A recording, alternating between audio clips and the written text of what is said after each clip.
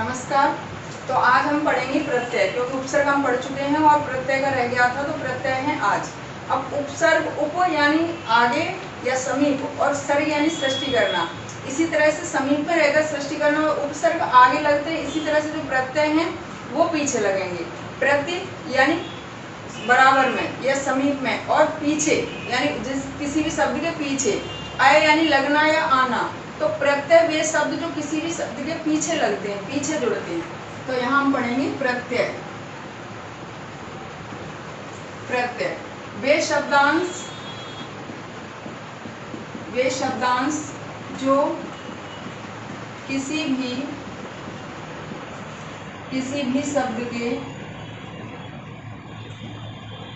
शब्द के पीछे जुड़कर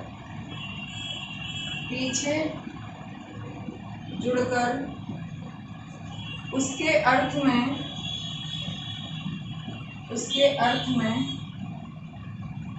परिवर्तन कर देते हैं।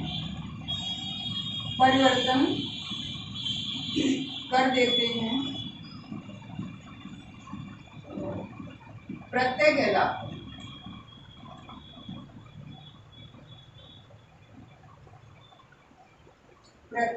कहलाते हैं।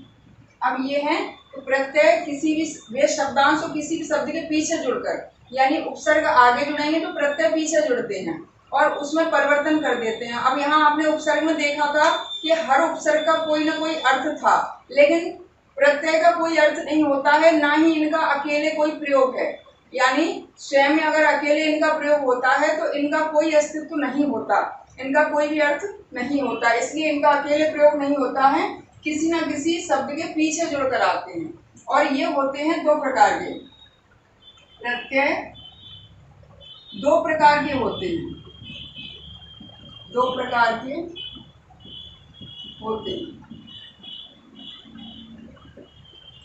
प्रत्यय होते हैं दो प्रकार के। पहले हैं कृत प्रत्यय और दूसरे हैं तद्धित प्रत्यय।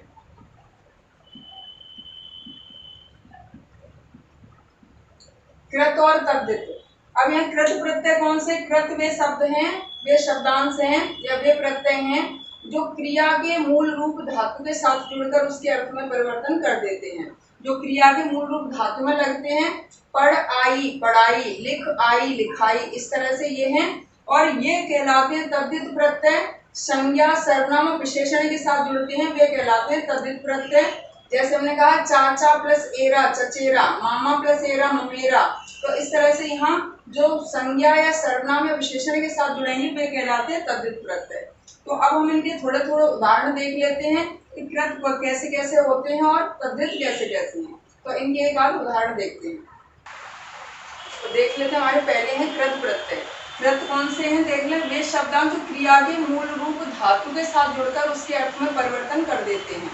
वे शब्दांश जो क्रिया के मूल रूप धातु के साथ जुड़कर उसके अर्थ में परिवर्तन कर देते हैं, कृत प्रत्यय कहलाते हैं। कृत के कुछ थोड़े से यहाँ लिखे हुए हैं, देख लें कैसे हैं। कैसे आपको पहचान करनी कि जब हम इनको तोड़ते हैं तो ये मूल शब्द जो है वो क्रिया निकलेगा। अगर क्रिया निकल रहा है तो कृदंत है, अगर कोई संज्ञा सर्वनाम विशेषण निकल रहा है तो तद्धित है। तो बस यहाँ हमें थोड़ा सा यही देखना है। पहला हमने ले लिया अक्कड़, तो घूम और पी, तो घूम से हो जाएगा घुमक्कड़, और पी से हो जाएगा पियक्कड़। अगला देख लें अंत या अंतु, तो अंत या अंतु का पहला शब्द बन जाएगा भिड़ंत या फिर रटंत। तो यहाँ तू अंतु या अंत कुछ भी लगा सकते हो आप, भिड़ंतु या रटंतु। आ घेरा, घेर से घेरा और छाप से छापा, घेरा और छापा। आ प्रत्यय लग गया। आई प्रत्यय लिख और पढ़, तो यहाँ लिख लिखाई और पढ़ से पढ़ाई। आई प्रत्यय हो गया इसमें। आऊ तो बिक और टिक, तो यहाँ हो जाएगा बिकाऊ और टिक से टिकाऊ। आऊ प्रत्यय लग गया। तो आपको बस यहाँ यही ध्यान रखना है कि जैसे बिकाऊ आ गया, इसमें कौन सा प्रत्यय है पूछा, तो वहां ऊ भी होगा आऊ भी होगा, तो मूल शब्द निकाल के जो बच रहा है वो प्रत्यय है। अब आक या आका, तो तैर तैराक, तैराक, और लड़ से लड़ाका, लड़ाका या फिर लड़ाक। तो आकू या अंक, तो ये थे यहाँ लड़, तो यहाँ लड़ाकू या लड़ंक, लड़ंक, लड़ाकू या लड़ंक या लड़ाका, ये शब्द इस तरह से आका लगा लड़ के साथ, तो लड़ाका, लड़ाकू, लड़ंक, अंक, आकू, आका, इस तरह से हो गए। आन है ढल और चढ़, तो यहाँ ढलान और चढ़ से चढ़ान, चढ़ान, चढ़ान और ढलान। अब आप या आपा, मिल, मिलाप, आप लग गया इसमें मिल से मिलाप, और पूजा के साथ आपा जोड़ दिया तो पुजापा, पुजापा। अब इसी तरह से आव या आवा है, तो घूम से घुमाव, और आवा लगा दिया तो छल से छलावा, छलावा, इस तरह से बन गया आपका। अब औना या औनी, औना से देख ले खेल या बिछ, हमें खेल से हम औना लगाएंगे तो शब्द बनेगा खिलौना।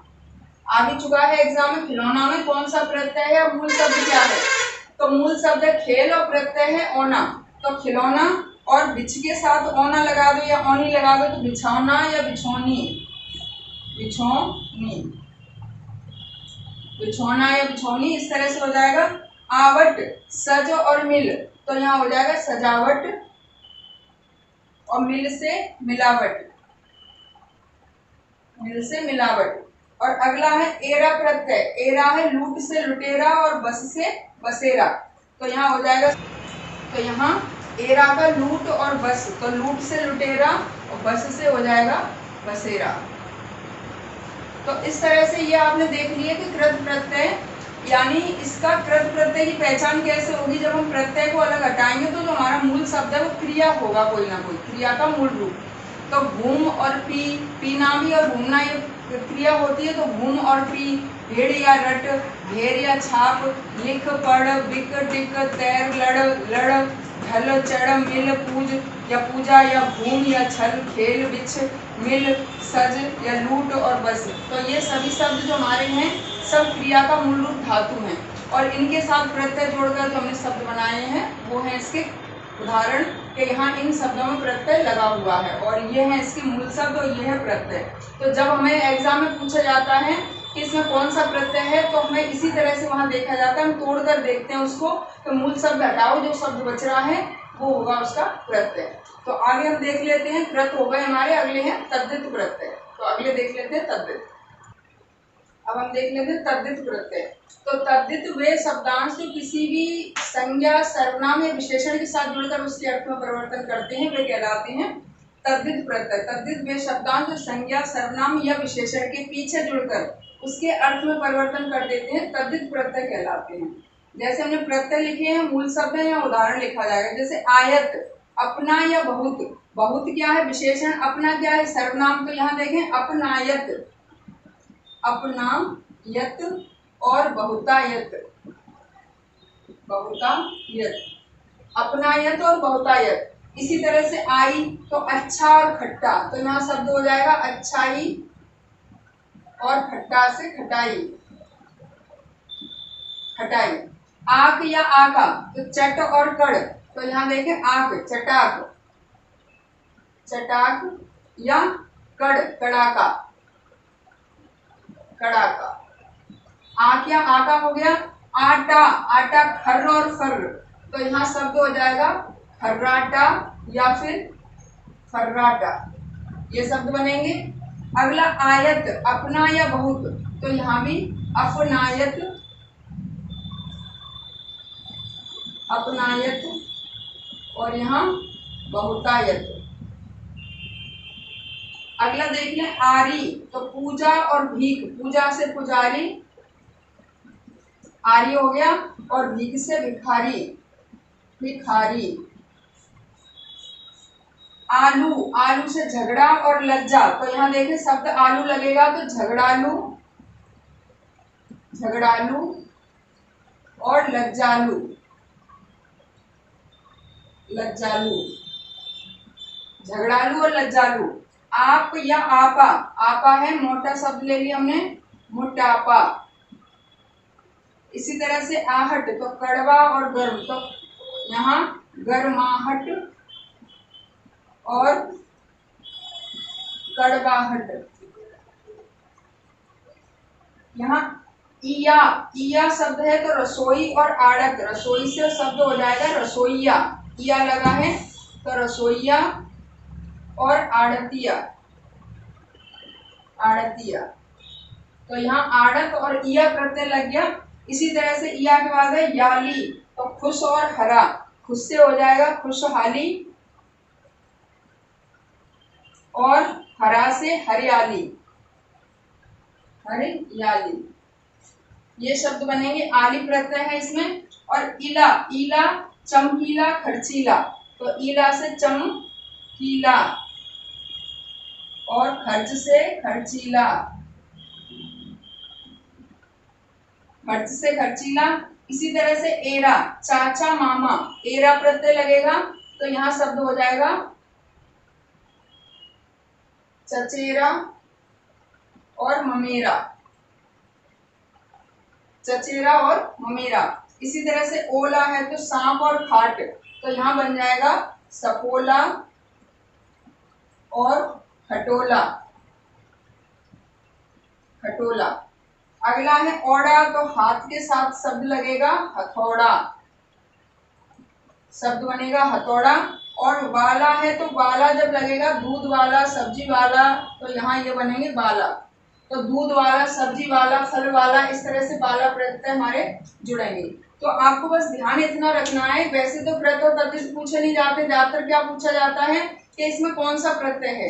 तो प्रत्यय के लिए आपको बस थोड़ा सा ध्यान यहाँ रखना है कि कौन सा प्रत्यय आ रहा है, उसके लिए हमें मूल शब्द को अलग करना है और उसका जो बाकी रहता है वो उससे पता चल जाता है कौन सा प्रत्यय है। और शब्द से ही हमें पता चल जाता है कि कृत है कि तद्धित है, क्योंकि अगर क्रिया का रूप है तो कृत हो गए और अगर संज्ञा सर्वनाम है तो हो गया तद्धित प्रत्यय। तो इस तरह से हमारे आते हैं कृत और तद्धित। कुछ विद्वानों ने ये भी कहा है कि ये प्रत्यय सीधे सीधे हैं, अलग अलग कृत या तद्धित कुछ नहीं है, क्योंकि अलग अलग कुछ प्रत्यय इसमें भी प्रयोग होते हैं, उसमें भी। अब एरा वहां भी आया था, लूट और कमा, तो लुटेरा कमेरा वो कृत का हो गया।